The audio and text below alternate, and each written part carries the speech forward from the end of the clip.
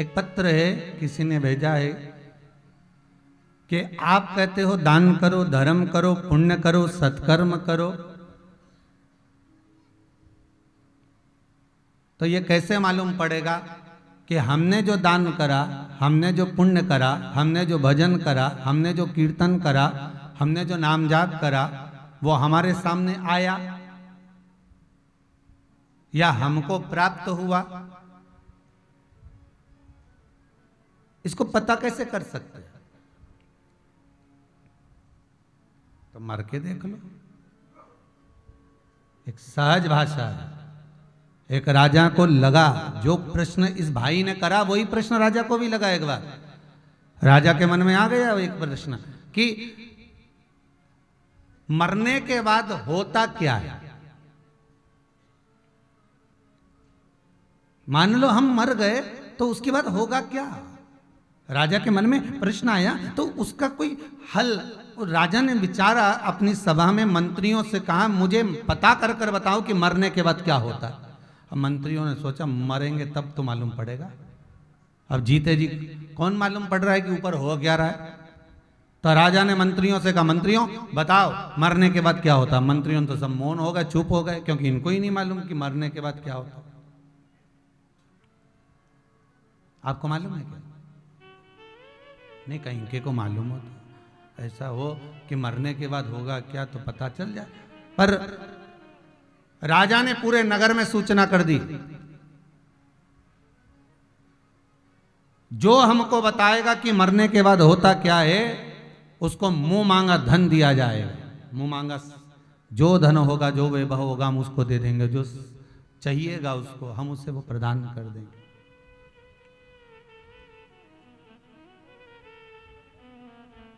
अब एक बहुत कंजूसड़ा सेठ था, बहुत कंजूस, जो 1 रुपया भी खर्च नहीं करे कभी अपने ऊपर ना परिवार में। बेटा उन कहते रहे, बहू उन कहती रहे, पत्नी कहती रहे, पर अठन्नी खर्च नहीं करे। इतना कंजूसड़ा। उसने सोचा इतनी मुंह मांगी कीमत, तो उसने धन तो उसके पास में भी बहुत था, पर उसने विचार करा कि थोड़ा और धन मिल जाएगा और पैसा एकत्रित हो जाएगा। तो उसने राजा के यहाँ जाकर कहा कि मैं बता सकता हूं कि मरने के बाद होता क्या। तो क्या बताओ? तो पहले कहने लगा एक काम करो, कब्र खोदो और उस कब्र में मुझे गाड़ दो, जब मैं मरूंगा तभी तो बता पाऊंगा ना। राजा ने मन में सोचा ये है तो सेठ कंजूस भी है, पर मर गया तो ये अपने माथे आ जाएगा। पर ये तो सत्य है कि मरने के बाद अर्थात कब्र में जाने के बाद होता क्या है ये किसको मालूम। आग लगने के बाद होता क्या है ये किसको मालूम। तो राजा ने कहा एक काम करो, इसको कब्र में दफना दो 24 घंटे के लिए, और फिर दूसरे दिन इसको निकालना, ये बताएगा कि होता क्या है। कब्र खोदी गई, उसमें उसको दफना दिया। राजा ने कहा एक काम करो, कब्र में दफना रहे हो पर एक छोटा सा छेद छोड़ दो अंदर, इसको श्वास चली जाएगी बेचारे को, नहीं तो मर मुरा जाएगा। छेद छोड़ दिया। अब सब सजा धजा के उसको बढ़िया अर्थी पे सुला, क्योंकि जैसा नियम है वैसा की वैसे ही करके ले जा रहे हैं उसको, कि मालूम तो पड़े कि मरने के बाद होता क्या। तो उसको बढ़िया अर्थी पे सुलाया, माला माला पहनाई, बढ़िया जोरदार सजा धजा के ले जाने। तो एक वहां पर एक भिखारी था, एक फकीर भिखारी, वो पीछे पड़ गया और ये तो जिंदा ही पड़ा था अर्थी पे। तो इसकी वो कफन को सफेद कलर का खींच खींच के बोला कुछ तो दे जा, मर गया। फिर कफन खींचे, अब वो कफन उगाड़े जाए और बनिया पकड़ के बैठा, अरे कुछ तो दे, मर गया, दे के नहीं जा रही है, चल दे मेरे को कुछ भी, दान दे, कुछ भी दे। अब वो कफन पकड़ा कि कफन ही नहीं ले जाए, बताओ 50 रुपए का है, और ये ले गया तो दूसरा कहां से लाऊंगा, कफन पकड़ा है।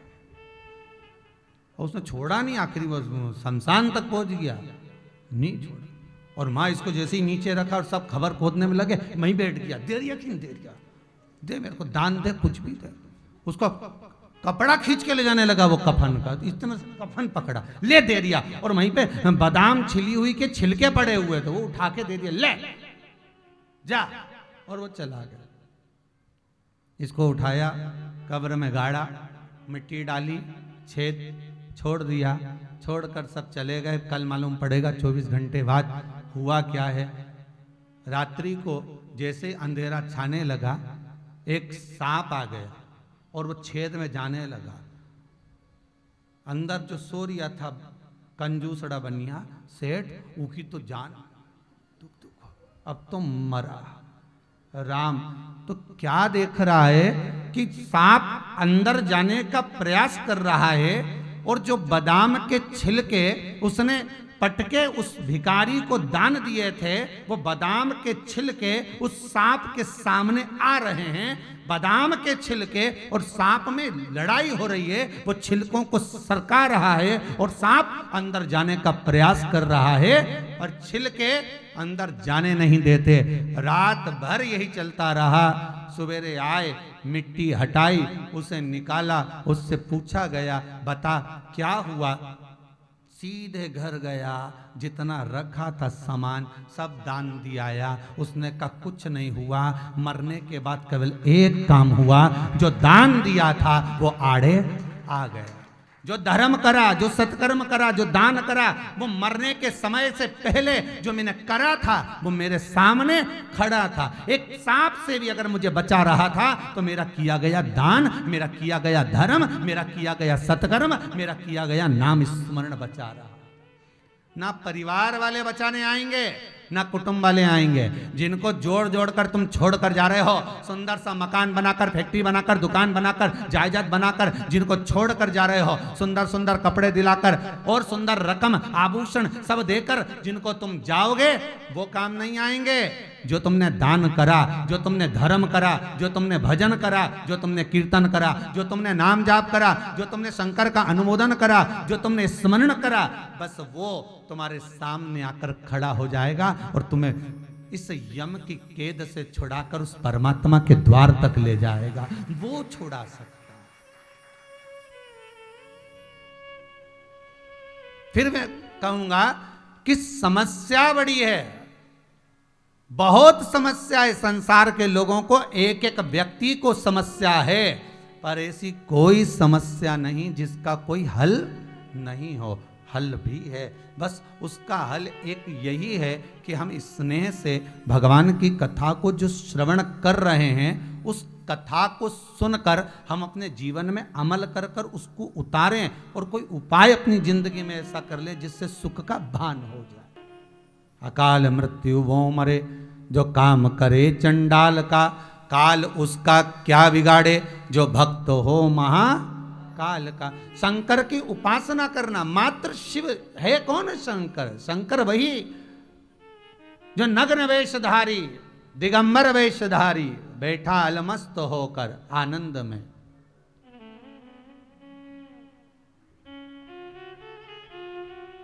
उसको हम जान नहीं पाए, और जब जानने का मौका मिला तब जान ही चली गई। और अंत में जब लोग लेकर गए तब चिल्ला चिल्ला के बोले राम नाम सत्य है, केवल शरीर अकेला पड़ा हुआ था, आत्मा निकल कर चली जाती है। और भगवान यही कहते हैं कि प्राण जाए उससे पहले मुझे पहचान ले, स्मरण कर ले। पर हमारी भी आदत है ना, जगत में हम लोग जब तक के धक्के नहीं खा लेते ना, दुनिया के हाथ पैर नहीं जोड़ लेते, जब तक हम दर दर की ठोकर नहीं खा लेते, तब तक महादेव के पास भी नहीं जा पाते। बहुत प्रयास करो तब तक नहीं पहुंच पाते।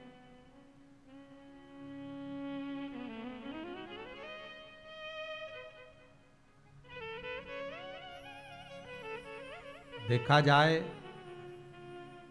तो इस कुबेरेश्वर महादेव की इस भूमि पर पहुंचना भी कठिन है महाराज।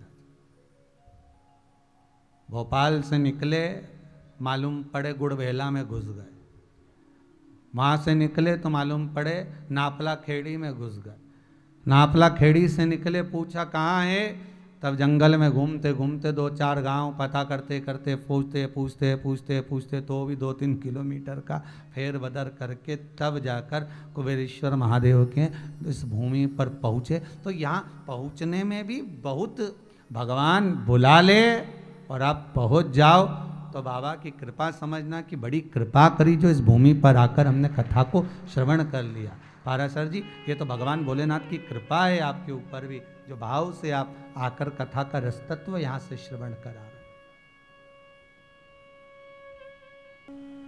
हम कह रहे थे आशीष को कि आशीष यहाँ इस भूमि पर या शंकर की कथा में या शंकर का अनुमोदन करना बहुत कठिन है। अर्थात पूर्व समय में किया गया दान धर्म पुण्य और साथ में शंकर की पूजन, या तो आप बाल्यावस्था से कहीं शंकर को एक लोटा पानी चढ़ाए होंगे या शिव का स्मरण किया होगा या शंकर का नाम जाप किया होगा,